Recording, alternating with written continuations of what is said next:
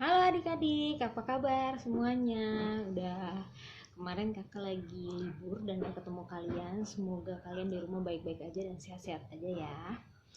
Nah, apa kabar hari ini kalian semuanya di rumah? Luar biasa, fantastis, yes, yes, yes. Oh iya, kakak mau ngajak kalian nih nyanyi satu lagu. Judulnya Dikepak-kepakan Sayapnya. Yuk kita nyanyi sama-sama ya.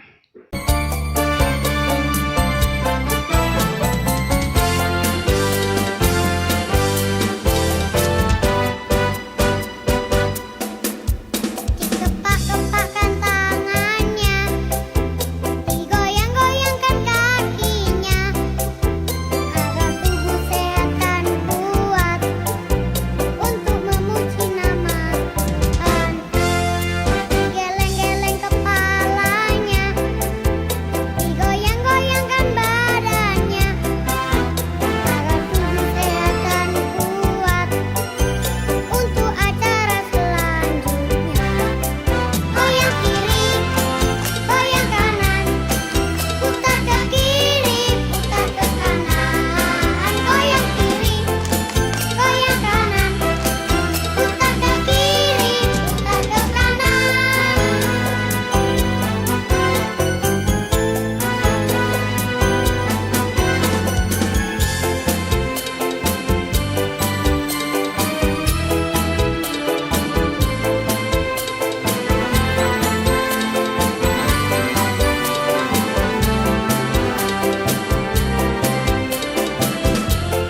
Gimana adik-adik lagunya?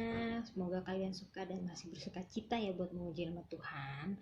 Oh iya adik-adik, kemarin kan kalian sudah ambil rapot untuk kenaikan kelas dan ada yang mau masuk sekolah baru, baru sekolah juga. Nilai-nilai kalian bagaimana? Bagus-bagus gak? Semoga nilai-nilai kalian bagus-bagus semua ya. Dengan walaupun kalian gak dapet ranking, tapi puji Tuhan kalian dapat nilai bagus dan bisa naik kelas. Kalau yang misalnya belum dapat peringkat kelas, mungkin kalian bisa belajar lebih rajin lagi dan biar bisa dapat peringkat kelas. Nah, kakak sekarang mau ngajak kalian untuk nyanyi Anak Monyet di Atas Pohon.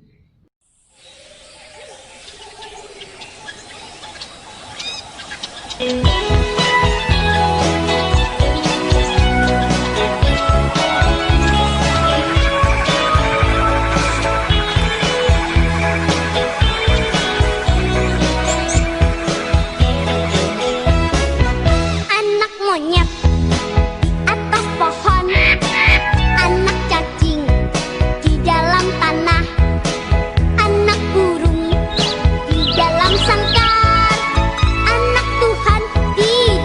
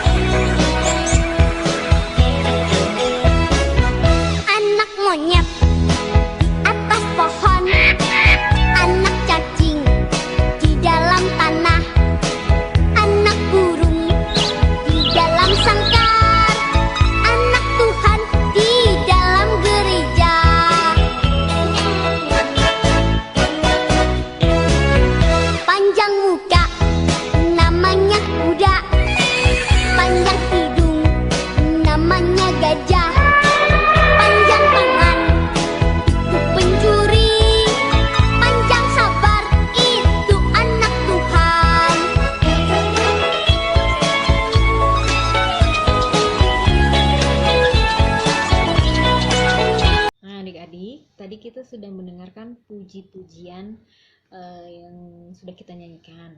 Nah, saat ini kita akan memasuki untuk mendengarkan firman Tuhan. Tapi sebelum mendengarkan firman Tuhan, kakak ingin mengajak kalian untuk berdoa dulu ya. Kita lipat tangannya dan kita tutup matanya.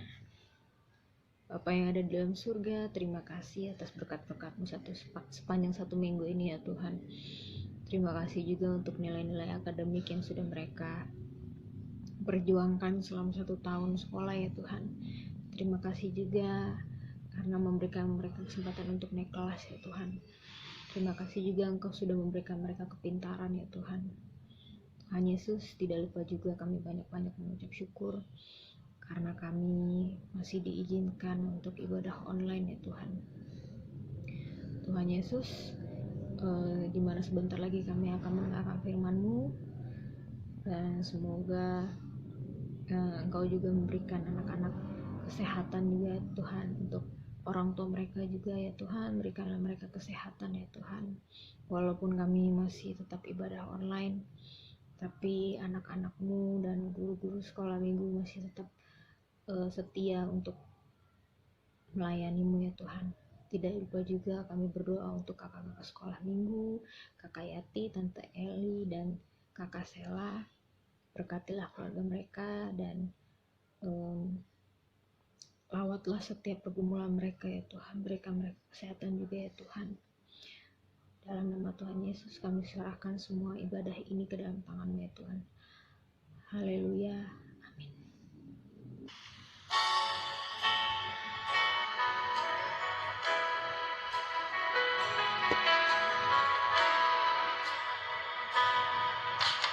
Firman Tuhan ku dengar, ku tanam di hatiku, ku ingin bertumbuh subur dan berbuah lebat. Yesus, tolonglah aku. Firman Tuhan ku dengar, ku tanam di hatiku, ku ingin bertumbuh subur dan berbuah lebat. Yesus, tolonglah aku.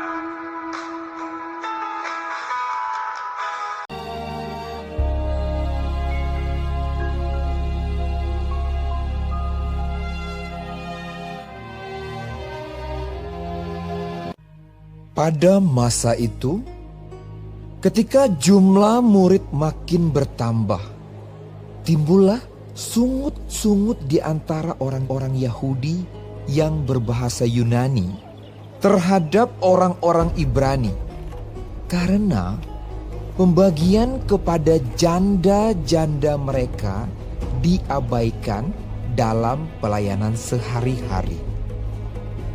Berhubung dengan itu, ke-12 rasul itu memanggil semua murid berkumpul dan berkata, Kami tidak merasa puas, karena kami melalaikan firman Allah untuk melayani meja.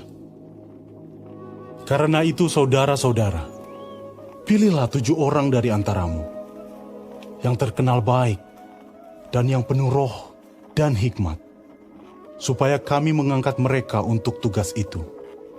Dan supaya kami sendiri dapat memusatkan pikiran dalam doa dan pelayanan firman.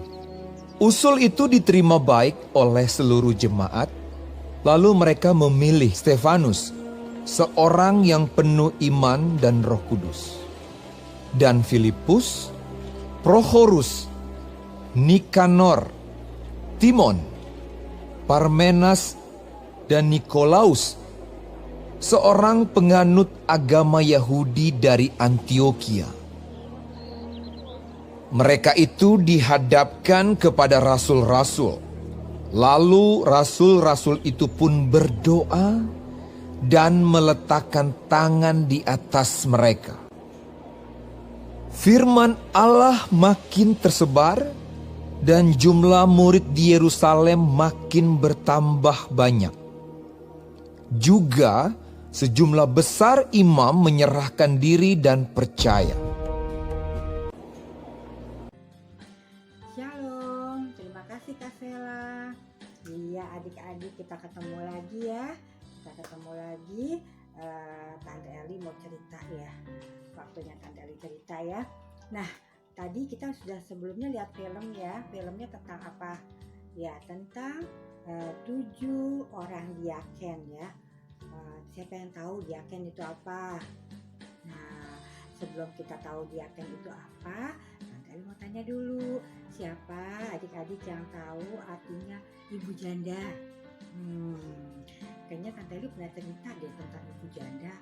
Yang apa? Janda di Sarfat. Masih ingat nggak tentang janda di Sarfat? Ya, ibu janda itu adalah ibu yang suaminya sudah meninggal ya.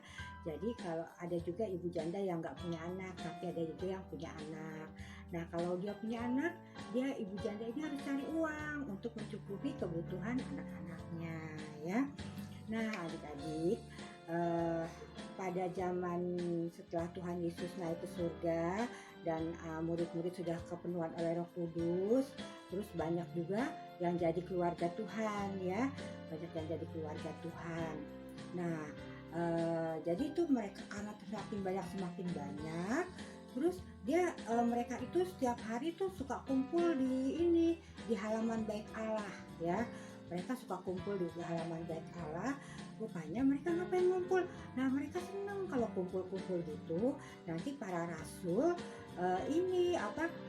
menceritakan tentang Tuhan Yesus ya, tentang Tuhan Yesus sudah mengampuni dosa, terus Tuhan Yesus adalah jalan keselamatan ya. Jadi rasul-rasul tuh memberitakan firman tentang Tuhan Yesus. Jadi banyak keluarga Tuhan senang kumpul di halaman bait Allah ya. Nah, setelah mereka kumpul, biasanya kalau mereka mau pulang, sebelum pulang mereka makan dulu.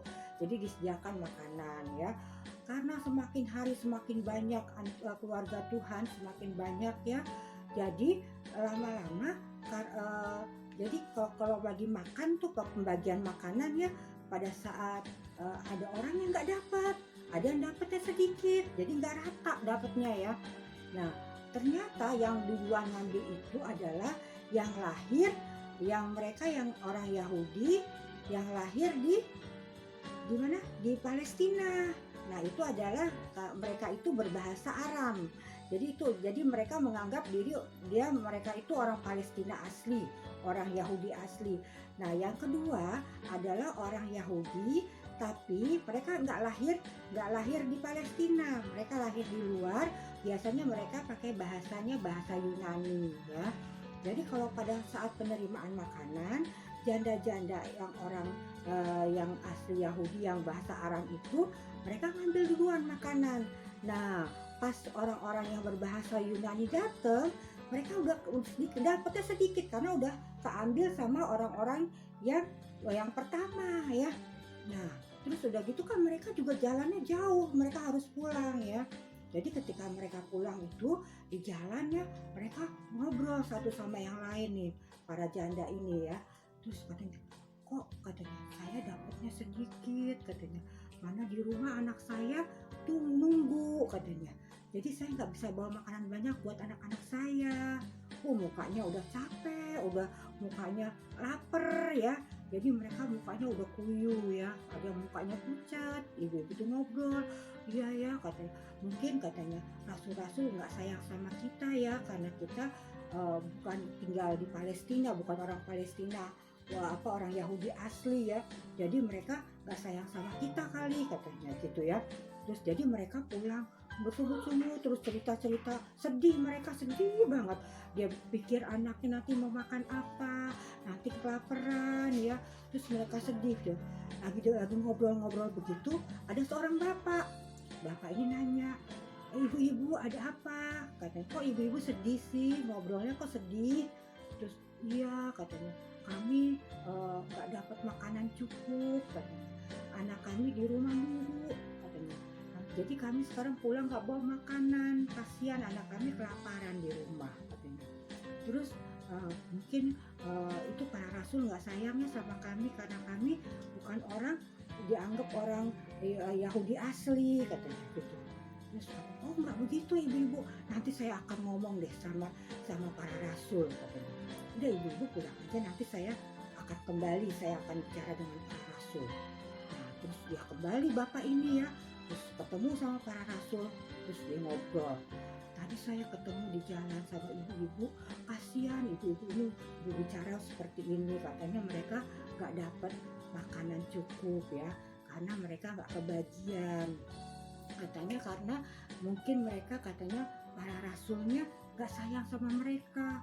Wah sedih ya, para rasul ini sedih adik-adik, sedih katanya. Wah kenapa begitu, saya kan kami nih Petrus, Yohanes semua nih yang 12 ini semuanya sayang sama keluarga Tuhan, tapi karena terlalu banyak, dia bilang, jadi mungkin kami tidak bisa melihat satu persatu ya, karena jumlahnya tambah banyak katanya. Gimana jalan keluarnya? Akhirnya rasul-rasul ini berdoa, minta sama Tuhan gimana cari jalan keluarnya. Nah, Tuhan memberikan jalan keluar kepada rasul-rasul. Mereka harus mencari orang-orang yang di dalam Tuhan, yang orangnya bijaksana, yang penuh dengan Roh Kudus. Suruh cari 7 orang ya, 7 orang untuk membantu tugas-tugas rasul untuk membagi-bagikan makanan ya.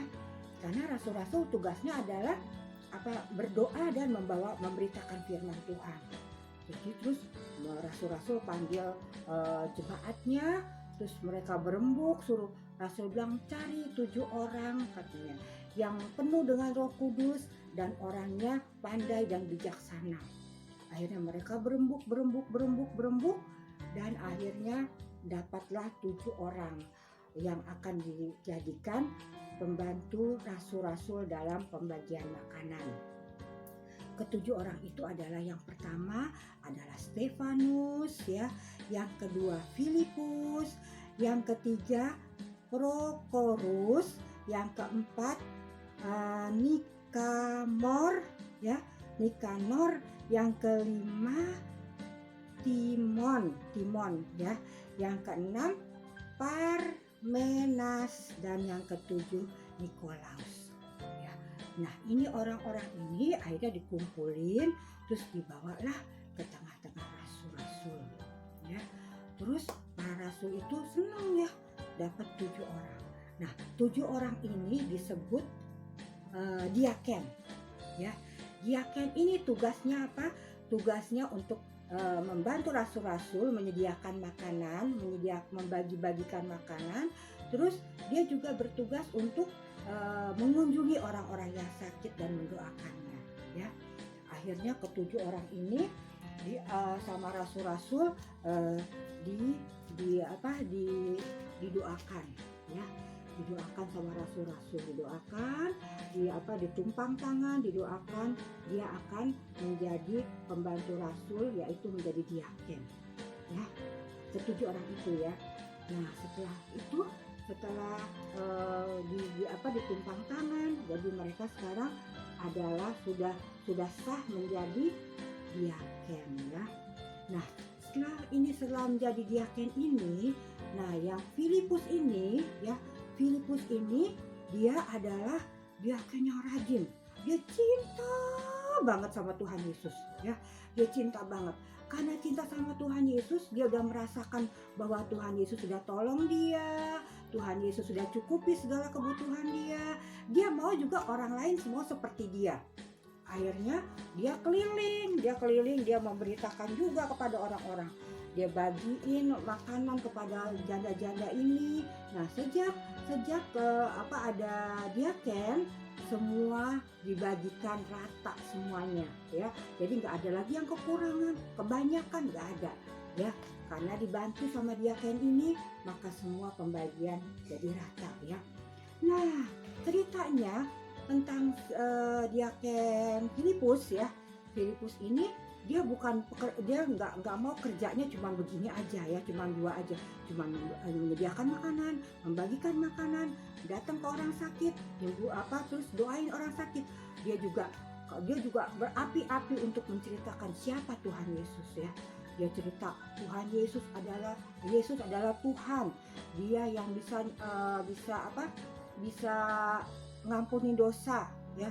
Dia bisa menyembuhkan ya. Kalau ada orang sakit dia bilang Tuhan Yesus bisa sembuhkan karena Tuhan Yesus pernah menyembuhkan orang sakit ya. Terus kalau ada orang yang sedih dia bilang Tuhan Yesus bisa menghibur ya. Terus pokoknya dia terus sambil cerita tentang cinta kasih Tuhan ya. Itulah Filipus ya. Filipus luar biasa ya. Nah, adik-adik, karena Filipus yang luar biasa ini, dia bukan saja dia menjadi seorang diaken, tapi dia juga menceritakan cinta kasih Tuhan ya yang luar biasa. Nah, setelah Filipusnya udah diaken yang 7 itu udah mulai bekerja, semuanya udah seneng ya, sudah nggak ada yang kekurangan lagi. Nah, sekarang bagaimana tugas diaken itu? Ya, ternyata tugas diaken itu luar biasa ya. Adik-adik juga bisa seperti diaken walaupun masih kecil ya. Bukannya bagi-bagi makanan ke orang, nyediain makanan, enggak. Sekarang kita berbagi aja sama teman kita. Kalau teman kita punya bekal, teman kita nggak punya, kita boleh berbagi ya. Kita juga kan Tuhan Yesus bilang apa? Tuhan Yesus pernah bilang, kalau kamu lakukan segala sesuatu untuk orang lain, sama juga kamu sudah berbuat untuk diriku, kata Tuhan Yesus ya. Nah gitu jadinya ya, kita berbuat aja sesuai dengan kalau kita masih kecil apa yang harus bisa kita perbuat ya.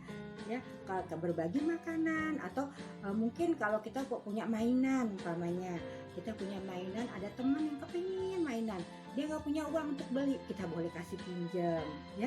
Teman kita senang berarti kita udah juga melayani Tuhan juga, karena teman senang, jadi itu Tuhan juga senang ya, karena kita sudah berbuat baik ya. Nah adik-adik, sekarang Tante Eli mau tanya, siapa yang melayani Tuhan di gereja di Yerusalem dulu? Siapa yang melayani Tuhan di gereja dengan perkataan? Nah, dengan perkataan siapa? Ya dengan perkataan adalah 12 rasul itu ya, dia menceritakan tentang Tuhan Yesus.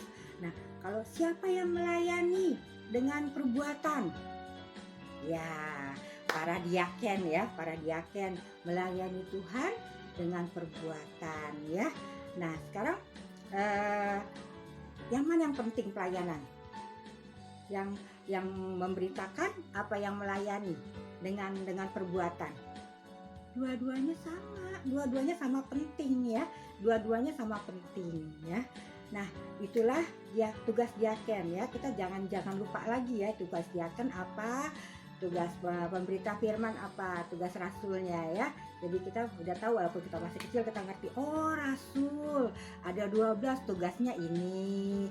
Oh diaken ada 7, namanya ini.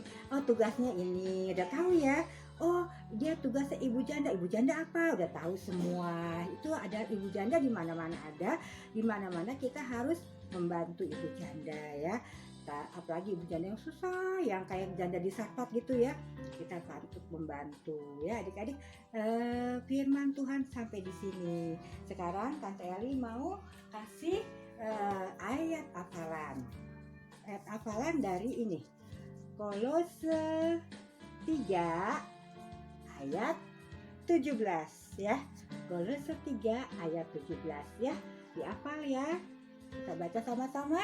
Segala sesuatu yang kamu lakukan dengan perkataan atau perbuatan, lakukanlah semuanya itu dalam nama Tuhan Yesus ya. Dalam nama Tuhan Yesus.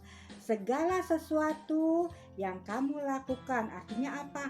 Semua yang kita perbuat ya, seperti umpamanya makan, minum, belajar, bernyanyi, itu adalah segala sesuatu yang kita lakukan, yang kamu perbuat ya. Nah sekarang apa lagi? Perkataan atau perbuatan ya. Perkataan atau perbuatan.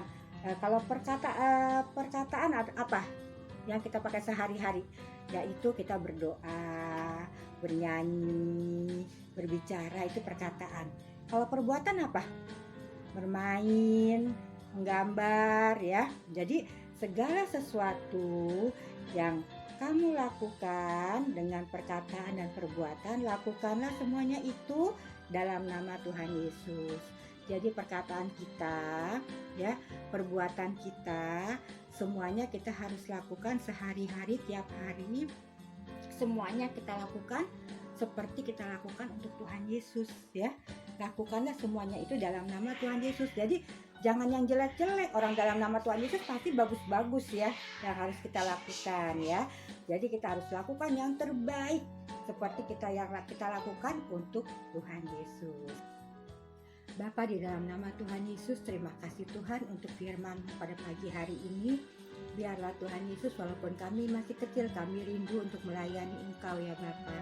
Ajar kami Tuhan setiap perkataan, perbuatan kami. Kami ingat bahwa apa yang kami lakukan ini adalah untuk Engkau.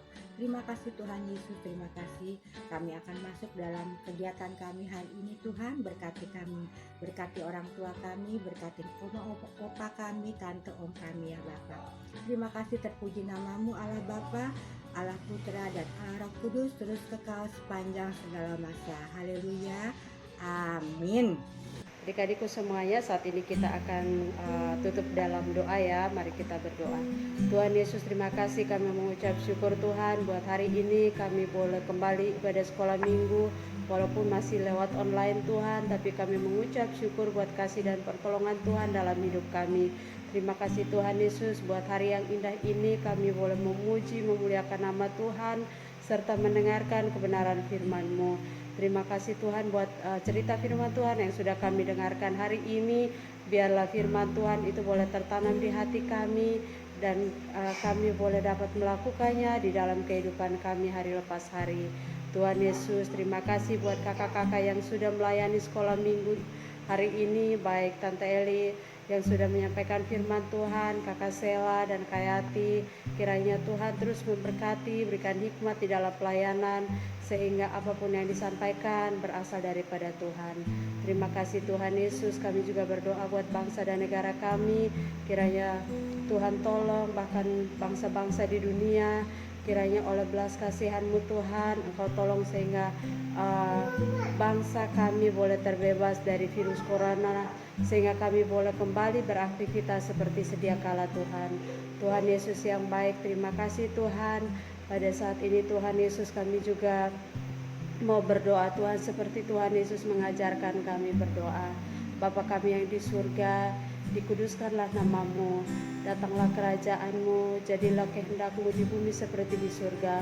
Berikanlah kami pada hari ini makanan kami yang secukupnya, dan ampunilah akan kesalahan kami seperti kami mengampuni orang yang bersalah kepada kami. Dan janganlah membawa kami ke dalam pencobaan, tetapi lepaskan kami daripada yang jahat, karena Engkaulah yang punya kerajaan dan kuasa dan kemuliaan sampai selama-lamanya. Bapa, terima kasih. Bapa, terima kasih. Bapa di dalam surga, ku berterima kasih.